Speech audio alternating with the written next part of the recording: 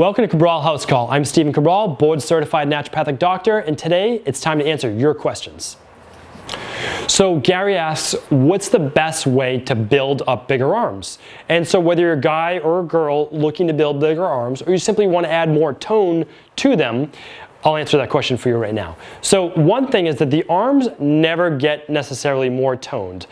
Now they can if the muscles are just more flaccid in the first place, more of like a neurological dysfunction, but what happens is when you start to strip away that body fat, you get to actually see the tone to those muscles.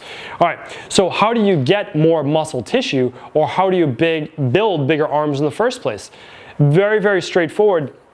The problem is that most people are looking to just do isolation-based exercises for their arms. So they're looking just to do a bicep curl or a reverse curl or something like a hammer curl, anything that's just a curl and just moving their elbow. But I'll tell you this, that is a nice stimulus. That does work the bicep muscles, and it's a very small grouping right here. And it will break down muscle tissue to help rebuild them stronger and hopefully a little bit thicker, a little bit bigger.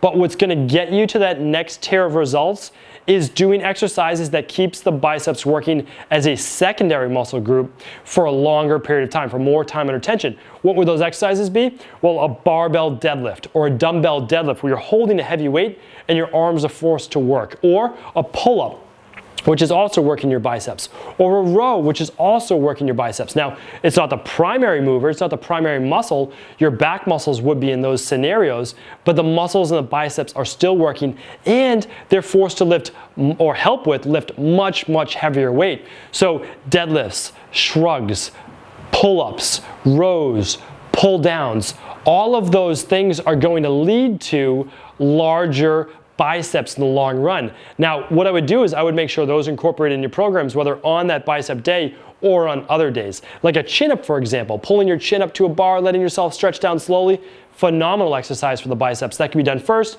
and then you can do one or two exercises if you prefer after that to build up those bicep muscles. Same for triceps.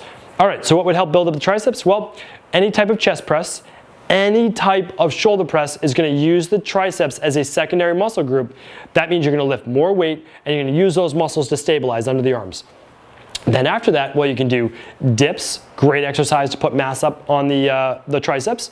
And then you can do press downs in any manner that you want, a French press, an overhead tricep extension, all of those things. All of those are fantastic for then, again, adding that icing to the cake by building up the thickness first with larger exercises.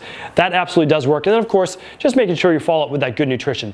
That protein smoothie after the workout or before the workout will get you the protein requirements that your body needs. And of course, remember, if you're trying to build muscle, don't miss out on those carbohydrates. That's really, really important as well, so that your body doesn't have to sacrifice protein for essentially energy replenishment. All right, next question. All right, so question from Savannah today, and her question is, why do you recommend walking 10,000 steps? So it is a general recommendation across the board for every human that I come in contact with. So unless you're physically unable to walk 10,000 steps per day, it's a physiological requirement.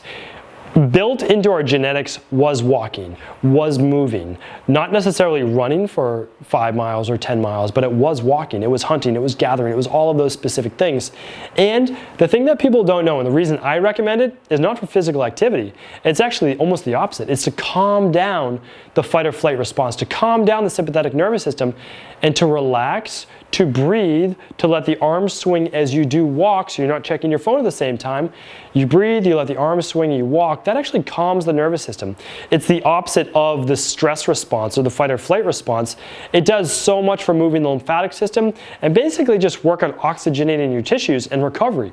Really, really important. Now, if you're not doing 10,000 steps a day, I don't expect you to jump to that tomorrow. What I'd like you to do is simply add 1,000 steps per week and move up that way. 1,000 steps is really just an extra 10 minutes of walking. Every 10 minutes you do about 1,000 steps. Most people on average, I would say, are around 4,000 steps per day right now. You can track that on pretty much any smartphone, or you can use a simple pedometer. We sometimes use a Withings or people like Fitbits, but I'm okay with you using literally a $10 or $20 pedometer that you can keep in your pants or clipped to your belt if you want. So I use it for longevity, anti-aging purposes, for wellness purposes, and then for overall activity. Remember, if you're an endomorph or a larger body type, you need to keep your body moving. That's just the way it is. Physiologically speaking, you have a slower base metabolism, and the more you can do to keep it revved up, to keep it moving, the faster your metabolism will be. There's lots of great research, we've quoted it in the past, that when you sit down, your metabolism is basically slowing down, right? You're slowing down your metabolism, you're basically survival-based purposes, you're trying to expend as little energy as possible. You get back on your feet, it makes a huge difference even though you're not exercising per se. That's why I always ask for the 10,000 step requirement per day, every day. Next question. All right, great question. Jack asks today, if I skip a workout or miss a workout because something came up or whatever it might be, should I double up the next workout or double up the next day? And my answer to that is no. So we're really fighting a long-term battle here, and that's a battle to keep your body physiologically as strong and active as possible. And if we burn it all up in one day, that's going to discourage the mind from wanting to do more in the future. It's also potentially going to make you more sore, so it might have to throw off the workouts later in the week. It might exhaust your body because you might have been recovering from a cold or whatever it might be. So what I would say is this, you can do a combination of that. Either just pick up with your next workout, or if your next workout was supposed to be just a cardio day, a cardio interval day, well, cut that cardio interval day in half, and if the workout you missed was supposed to be a weight training day, like a resistance training day, metabolic day like we recommend, simply do half or just do 2 sets instead of 3 of your metabolic day, and then do 10 minutes of intervals at the end. That would be perfectly acceptable. So maybe you're adding 10 more minutes to your workout for those intervals, but you're not going crazy and doubling up and adding, an hour workout or an hour and a half workout or however it is you do it. So let's be realistic about this. Let's realize that no one workout is ever going to get you the results that you want.